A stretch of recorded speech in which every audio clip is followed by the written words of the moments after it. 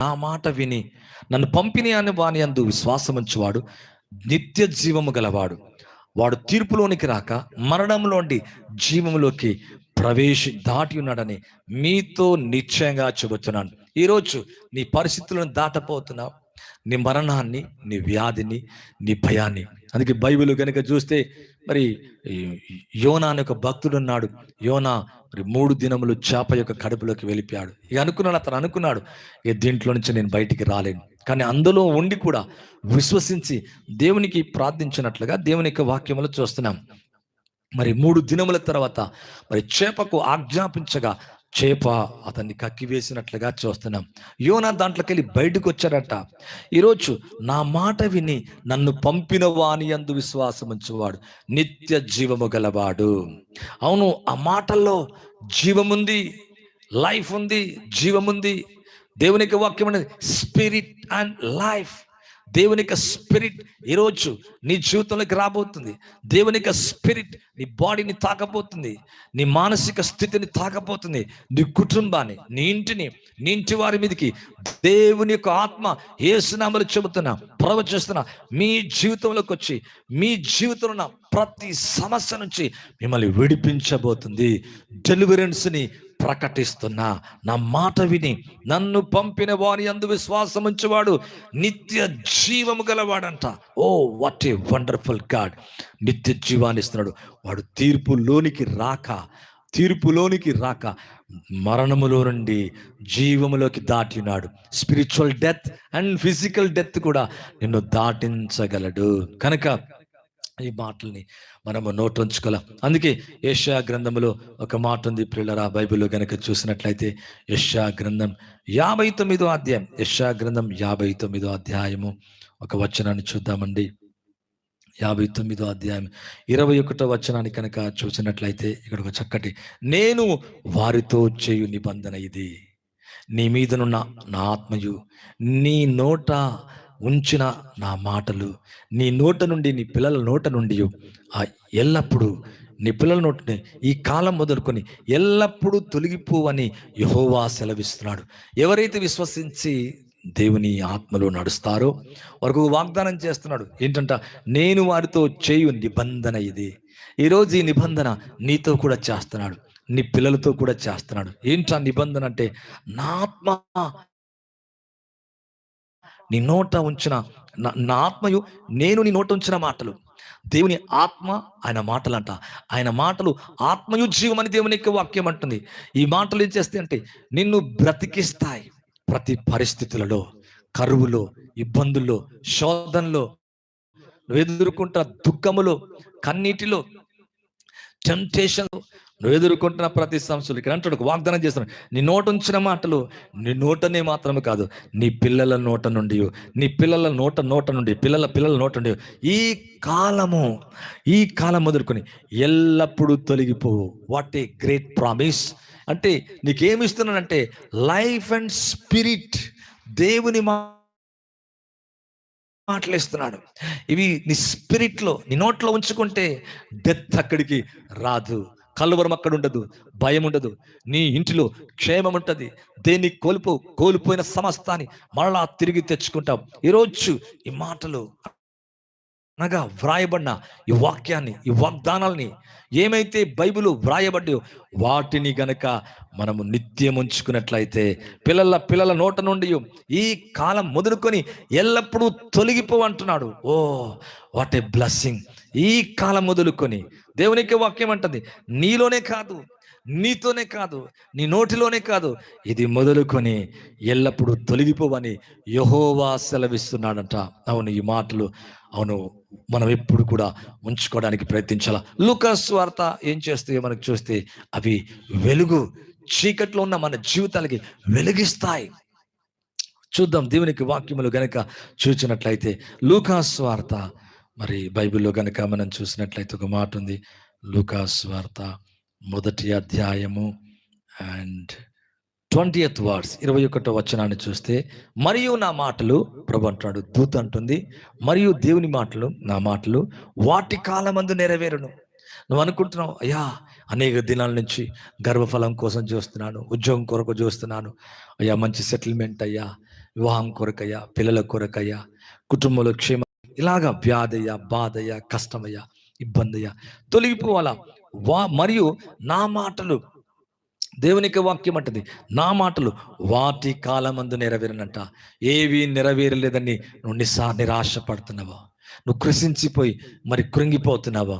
వాటి కాలమందు నెరవేరుతంట. మరియతో అంటున్నాడు, నిజమే కన్యక మరి మరియా కొరకు ఒక మాట అంటున్నాడు, నువ్వు గర్భవతి కుమారుని కందు యేసు అని పేరు పెడదు. యేసు అనగా రక్షకుడు, ఆయన అనేకుల్ని విమోచించడానికి జన్మిస్తున్నాడు. దేవుని కుమారుడు మరి మరి లోకరక్షకుడుగా వస్తున్నప్పుడు అమంటుంది, ఇది ఎలా, నాకెలా? అప్పుడు అక్కడ దూత అంటుంది, అవి వాటి కాలమందు నెరవేరుతాయి. అవును, ఈరోజు ఆ మాటలు నీ నోట కనుక్కుంటే లైఫ్ అండ్ స్పిరిట్, అవి దేవుని యొక్క వాక్యం అంటుంది, అవి వాటి కాలమందు నెరవేరుతాయి అంట. ఆకాశం అనే గొప్ప ధననిధి దేవుణ్ణి కొరకు తెరవబోతున్నాడు. అవును, లోపలికి వెళ్తున్నప్పుడు, బయటకు వస్తున్నప్పుడు నువ్వు దీవించబడతావు. ఆయన పొందిన దెబ్బల చేత నీకు నాకు స్వస్థత.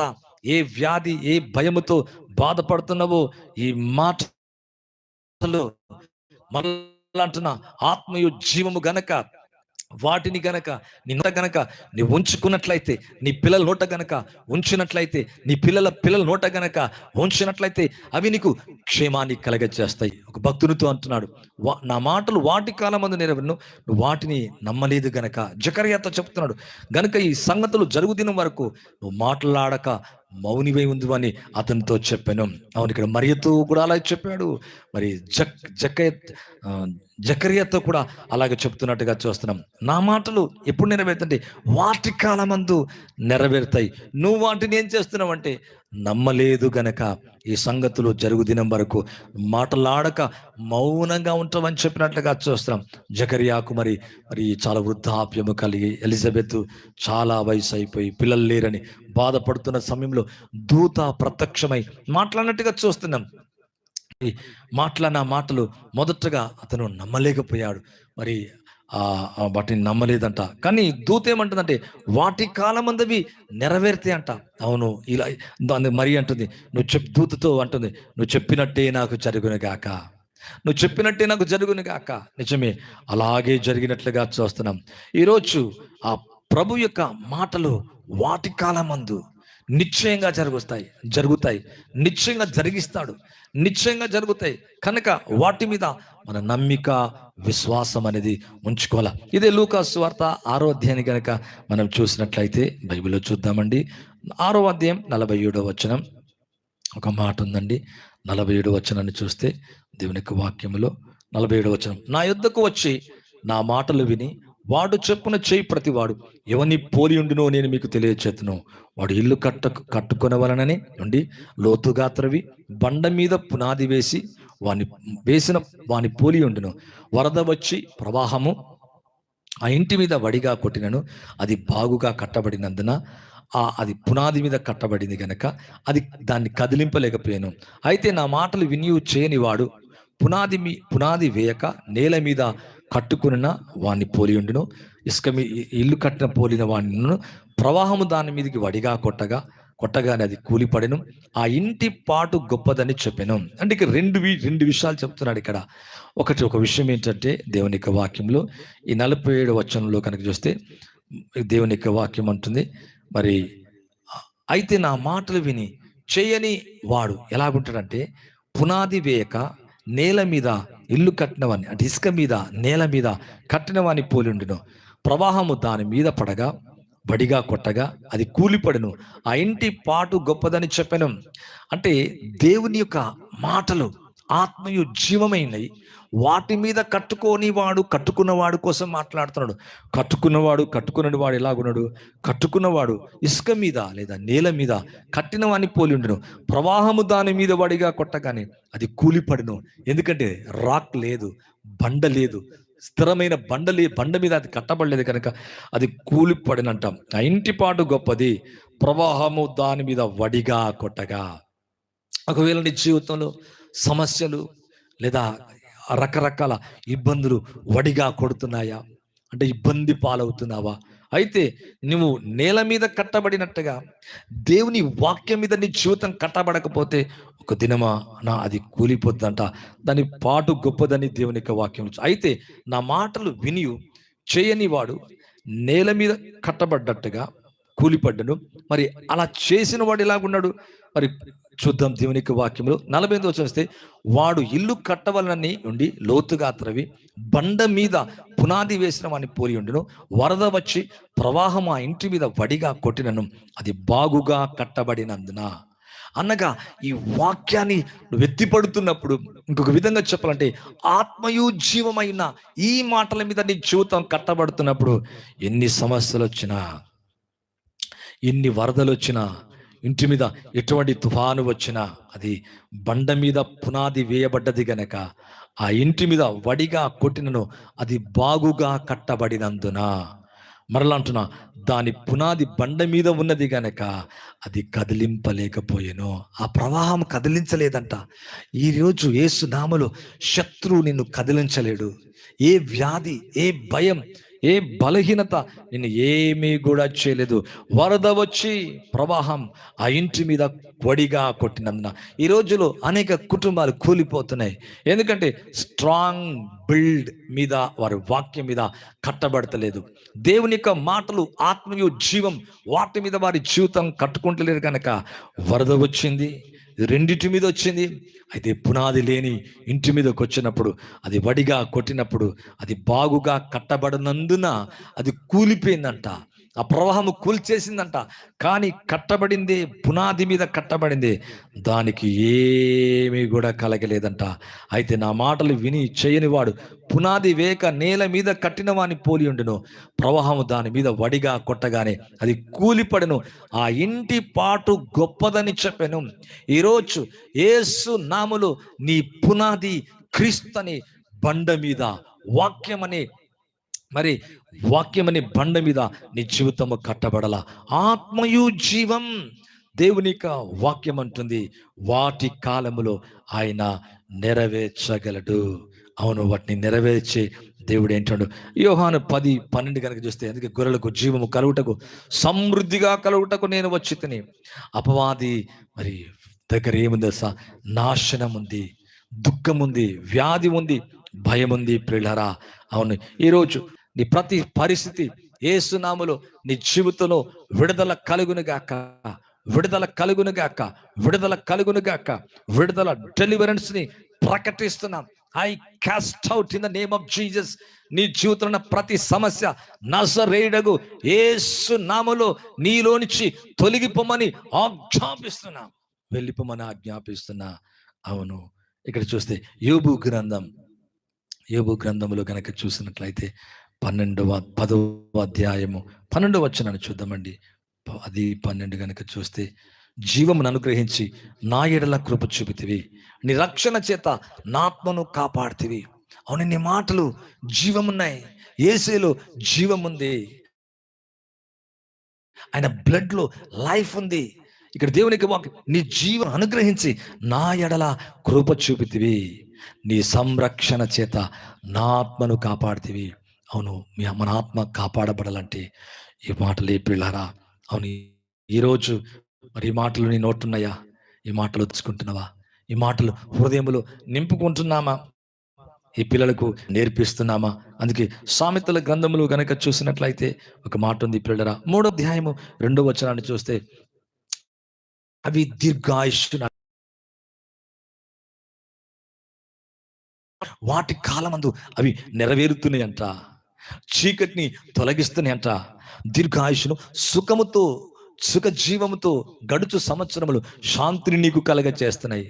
అంటే ఇవి కనుక ఈ స్పిరిట్ అండ్ లైఫ్ నీలో కనుక ఈ మాటలతో నువ్వు శత్రువుతో యుద్ధము చేస్తే అపవాది దూరం అయిపోతుంది, చీకటి వెడలిపోతుంది, భయం తొలగిపోతుంది, రోగం వెళ్ళిపోతుంది, మరణం తొలగిపోతుంది. పిల్లరా, ఇక్కడ చూస్తే అవి దీర్ఘాయుష్యునంట. ఏవి దీర్ఘాయుషు?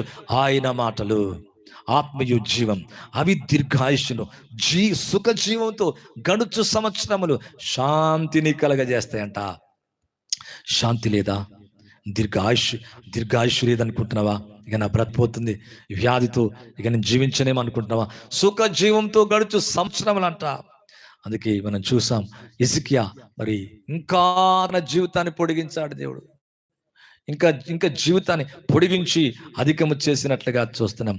3వ అధ్యాయం 22వ వచనాన్ని, ఇది 3వ అధ్యాయం సామెతల గ్రంథం 3వ అధ్యాయం 22వ వచనాన్ని గనక చూసినట్లయితే దేవుని యొక్క వాక్యంలో చాలా చక్కటి మాటలు ఉన్నాయండి. చూడడానికి ప్రయత్నించాలా.